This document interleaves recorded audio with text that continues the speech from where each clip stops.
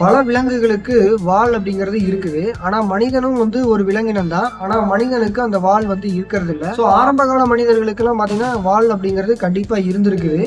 அப்போ உயிர் வாழ்றதுக்கு தேவையான அந்த செயல்பாடுகள இந்த வால் செஞ்சிருக்குது. 4 கால்கள யூஸ் பண்ணி நடந்துகிட்டு இருந்த மனிதன் பார்த்தீங்கன்னா, 2 கால்களுக்கு எப்ப மாறுனானோ, அப்ப இருந்து இந்த வால் அப்படிங்கிறது படிப்படியா அதோட உருவாக்கத்த கம்மி பண்ணிக்கிச்சு.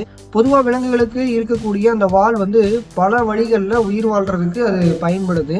சில விலங்குகளுக்கு பார்த்தீங்கன்னா, மரம் ஏறுறதுக்கு, அதுக்கப்புறம் ஓடுறதுக்கு, இந்த மாரி பல காரணங்களுக்கு இந்த வால் பயன்படுது. பூனை, கங்காரு இதெல்லாம் ஓடுறதுக்கும், மரம் ஏறுறதுக்கெல்லாம் இந்த வால் ரொம்பவே பயன்படுது. கம்யூனிகேஷன் பர்பஸ்க்காக பயன்படுது. அதாவது இப்ப நாய் எடுத்துக்கிட்டீங்க அப்படின்னா, நாய் சந்தோஷமா இருக்குது அப்படின்னா வால ஆட்டும். அதே பூனை எடுத்துக்கிட்டீங்க அப்படின்னா, அது கோவத்தை வெளிக்காட்டுறதுக்கு இந்த வால் பகுதியை பயன்படுத்துது. ஸோ இந்த மாதிரி சில மிருகங்களுக்கு இந்த கம்யூனிகேஷன் பர்பஸாக பயன்படுது.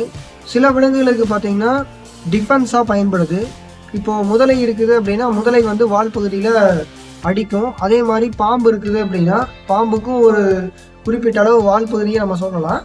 சப்போஸ் வால் பகுதியில் வச்சு என்ன பண்ணோம் அப்படின்னா தாக்கும். நம்ம பார்க்கக்கூடிய பல்லியெல்லாம் பார்த்தீங்கன்னா, அது மற்ற விலங்குகளை பயமுறுத்துறதுக்காக அதோட வாலை அதுவே கட் பண்ணிக்கும். இந்த மாதிரி சில விலங்குகளுக்கு டிஃபென்ஸாக இந்த வால் பயன்படுது. சில விலங்குகளுக்கு டெம்பரேச்சரை பேலன்ஸ் பண்ணுறதுக்காக பயன்படுது. யானை, குதிரை, மாடு இந்த மாதிரியான விலங்குகளுக்கெல்லாம் பார்த்தீங்கன்னா, அதோட மேற்பரப்பில், அதாவது உடம்போட மேற்பரப்புலாம் பார்த்தீங்கன்னா சில பூச்சிகள்லாம் உட்காரும்.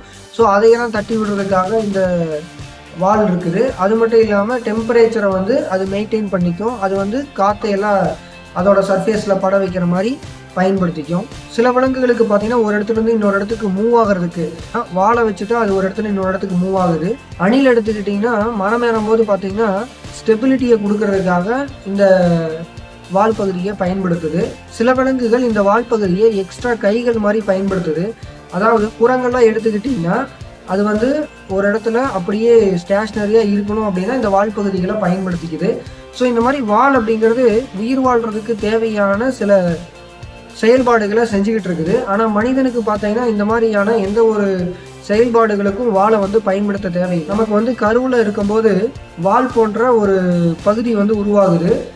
அதை வால் முட்டு அப்படின்னு சொல்லுவாங்க.